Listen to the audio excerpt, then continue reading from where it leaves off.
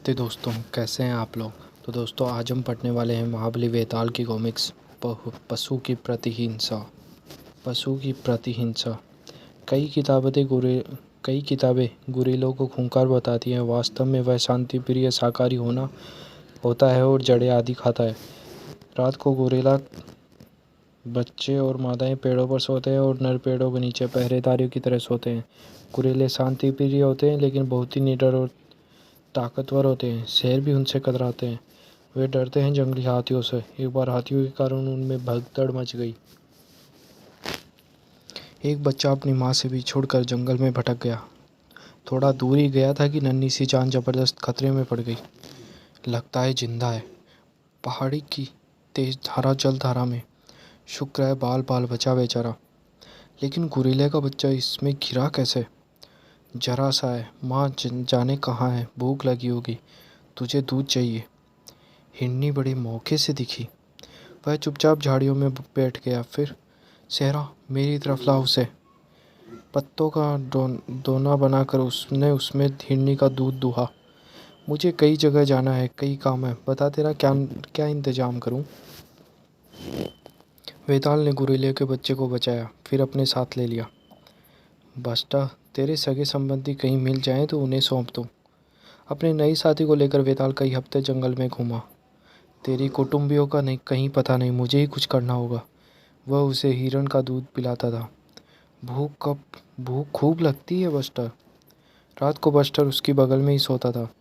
एक रोज़ बस्टर सोते सोते घूमने चल दिया। जंगली जानवरों ने पीछा किया। शेरा के झांकने से वेताल की नींद टूटी। शेरा के भौंकने से वेताल की नींद टूटी। फौरन उसका हाथ पिस्तौल पर गया। ऐन मौके पर चिं चिं चिं। अब डर की बात नहीं है, लेकिन आइंदा मुझसे दूर मत जाना। वेताल आए वेताल। दौड़ धूप होने लगी। यह करो वह करो। अचानक आना हुआ था। जल्दी करो जल्दी। वेताल। मृत्युंजय वेताल गांव में आए। मुझे बहुत दूर पहाड़ों में जाना है। बाम्बेसी की राजा, मैं इस बच्चे को तुम्हारे पास लौटाना चाहता हूँ। लौट कर ले लूँगा। जरूर, यह क्या बड़ी बात है महाबली वेताल। अच्छा, मैं फिर आऊँगा बस्टर, तब तक ठीक से रहना। तोला, इसे दूध पिलाना, इसका पिंजरा साफ करते रहना। यह औरतों का काम, मुझे क्यों। बस्टर के बुरे दिन आ गए, क्योंकि तू डरपोक है, सुस्ता निकम्मा है। वेताल रवाना हुआ तो गुरीलों का बच्चा भारी मन से उसे देखता रहा। तुझे भोजन कराऊं, पिंजरा साफ करूं। मर क्यों नहीं जाता। तोला, वेताल को बहुत प्यारा है ये। ध्यान रखना तकलीफ न होने पाए। जी। शुरू में तो वह गांव वालों के लिए अजूबा बना रहा, फिर निकम्मे तोला के अलावा सभी उसे भूल से गए। यह भी कोई काम है मेरे लायक। सभी लोग शिकार पर जा रहे हैं, नहीं जा रहा है तो मूर्ख तोला। बंदर को संभालने के सिवा उस डरपोक के पास काम भी क्या है। बंदर ही की आया। पिंजरा तो हूँ तेरा, खाना दूँ, आफत है मेरी जान को। बस्टर की तकलीफ़ें बढ़ती जा रही थी। तब शायद उसे इस आदमी का ख्याल आता होगा जो उसे जतन से रखता था। महीने बीतने लगे। गोरिल्ले को बच्चा बड़ा होने लगा। जैसे जैसे वह बड़ा होता गया उसका रखवाला उसे और ज़्यादा रुलाता। अब मालूम पड़ा क्यों। जानवर शोर से डरते हैं। वह खूब हल्ला करता। एक रात को बस्टर ने तोला को ही पकड़ लिया। बचाओ बचाओ, कई आदमियों ने उसे छुड़ाया। दोबारा हम नहीं बचाएंगे तोला। इसे संभालने का जरा सा काम भी तुझसे नहीं होता। लेकिन तोला को सताने का नया तरीका मिल गया। अब देखता हूँ। तोला को मारने चला था, वह मज़ा चखाऊंगा कि बस। ले आँख, आया मज़ा। होनी ऐसी हुई कि आग पिंजरे में लग गई। अरे वेताल का बस्टर, देखता क्या है, डाल पानी।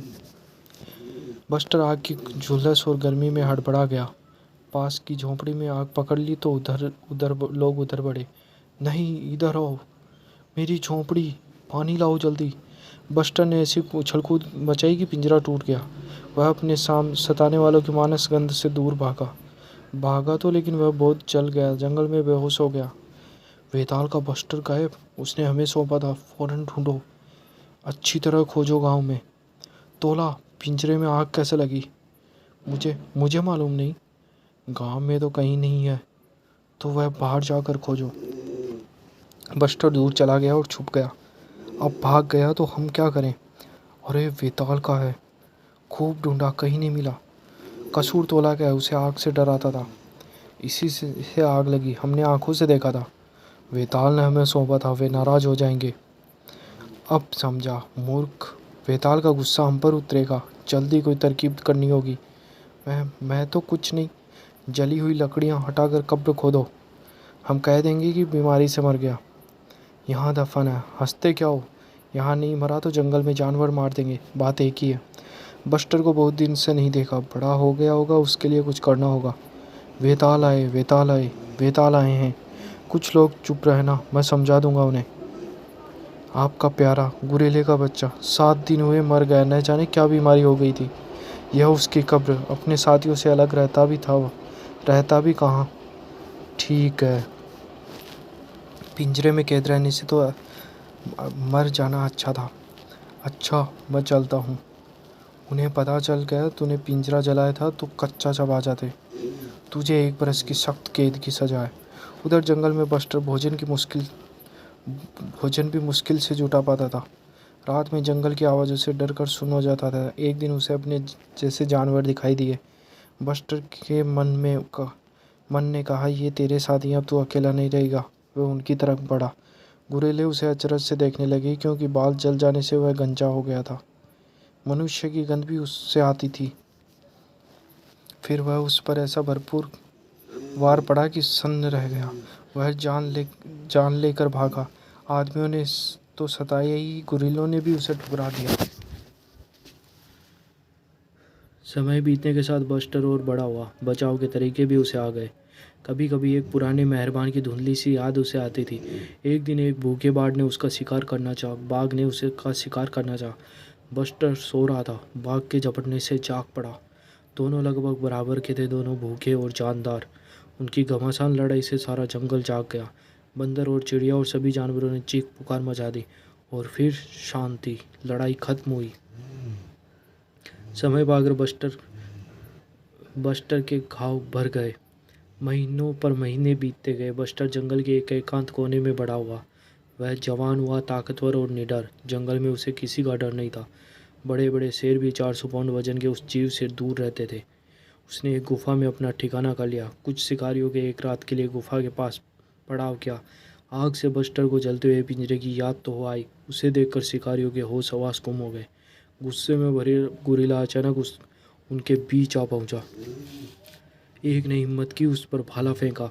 बस्टर ने उसे कांटे की तरह निकाल फेंका। उसने सोचा कि यह आदमी बड़े बेजान है। क्या हुआ? मौत है, मौत, आफत। गंजा गुरीला, पाले वाले सब बेकार, वह तो मानो चट्टान है। गंजा यमदूत उसका नाम पड़ गया। तरह तरह के किस्से उसके बारे में फैल गए। पहाड़ का पहाड़ सर आसमान को छूता है। हमारे पीछे भागा, कितने ही पेड़ उखाड़ दिए। दहाड़ता है तो धरती कांपती है।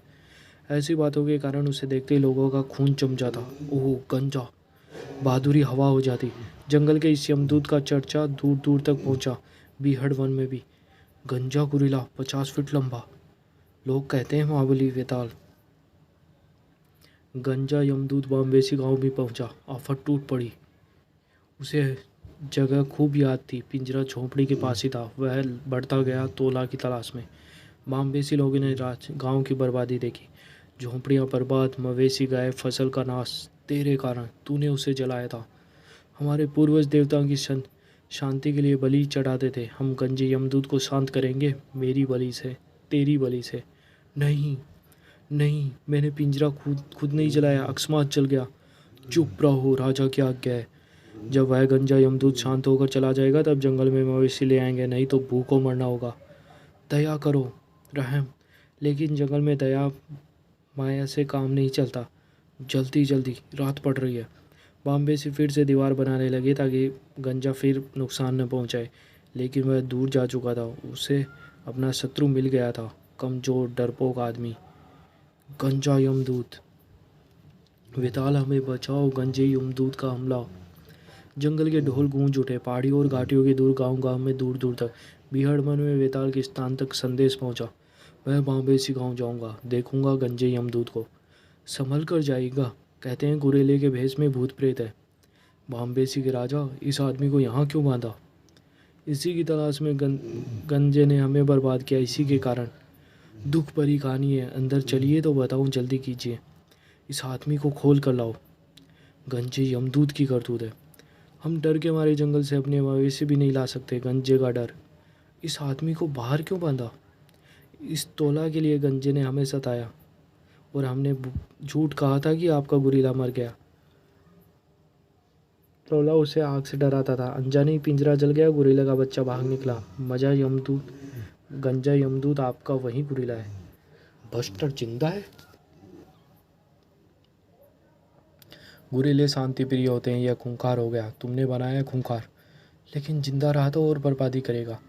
आप अकेले कैसे मुकाबला करेंगे उसका? 100 सिपाही ले जाइए।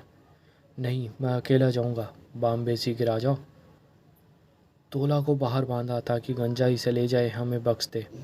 इसे सज़ा मिल चुकी है, बहुत दूर। उसे जीत की जंगली हुंकार सुखाई दी। वहीं तो नहीं है। वेताल ने वहां पहुंचकर देखा और निशाने पर गोली मारी, लेकिन पीछे से दूसरे ने हमला कर दिया। वह उसके पंजे और दांतों का मुकाबला करने लगा। तीसरे को शेर ने संभाला। गंजे यमदूत के सामने यही नज़ारा था। उसे देखने की जरूरत किसी में नहीं थी। पिस्तौल हाथ में नहीं आ रही थी। वेताल काफ़ी घायल हुआ, लेकिन हिम्मत नहीं हारी। शेरनी को उसने मार दिया, फिर निढाल हो गया। तीसरा शेर तूफान और शेरा पर झपटा। तेरे बस का नहीं था शेरा, यह है तो आखिर, लेकिन मुझ में ताकत नहीं है। झाड़ियों में कुछ आवाज़ हुई। शेरा और तूफान पलटे। गंजा यमदूत आफत का पैर काला सामने था। जंगल जिससे कांपता था वह गुरीला। शेर की गंध के कारण पहले ही तो वह गुर्राया। ये दोनों जाने अनजाने से लगे। दूसरे जानवर उससे डरते थे। पास में पशु भी थे। इसी एक आदमी ने उसे प्यार किया जिसका उसे अक्सर ख्याल आता था। ये जानवर भी थे। जीवन में सुख इन्हीं के साथ पाया था। सब शांत थे, एक दूसरे को पहचान गए थे। मालिक होश में आए, यही इंतजार था। वेताल की बेहोशी टूटी तो सामने था एक खतरनाक डरावना चेहरा। आंख खुलते ही खतरे का सामना। तुरंत ही उसका हाथ पिस्तौल पर गया। तूफान और शेरा शांत रहे, विश्वासपूर्वक। अरे तू है? वह अपनी खुशी कैसे दिखाए? एक ही तरीका उसे आता था। यह लाया, बहुत बहुत शुक्रिया बस्टर, लेकिन मुझे भूख नहीं। अब तेरा क्या इंतजाम करूं? उसने उसे तालीम देनी शुरू की। आओ इधर आओ, आओ। खूब समझ गया, बार बार अभ्यास। वे चले तो वो चिंतित होकर देखने लगे। फिर अकेला छोड़ जाएंगे? नहीं, साथ लेंगे। वह खुशी खुशी पीछे हो लिया। आदमी न मिले तो अच्छा। इसे उनसे डर भी है और नफरत भी। बस में ना आए शायद। बाम्बेसी लोगों को देखते ही गंजे को गुस्सा चढ़ गया। बस्टर, मेरा कहा नहीं माना तो गोली मारनी पड़ेगी। पकड़ो, उसने कहा। नहीं टाला। बाम्बेसी वासियों, अब तुम्हें डरने की ज़रूरत नहीं। यह फिर कभी इधर नहीं आएगा। जंगल से अपने मवेशी ले आना। वेताल न जाने का क्या जादू करता है, बिल्कुल सीधा कर लिया इसे भी। दोस्तों, ये कॉमिक्स यही समाप्त होती है। धन्यवाद।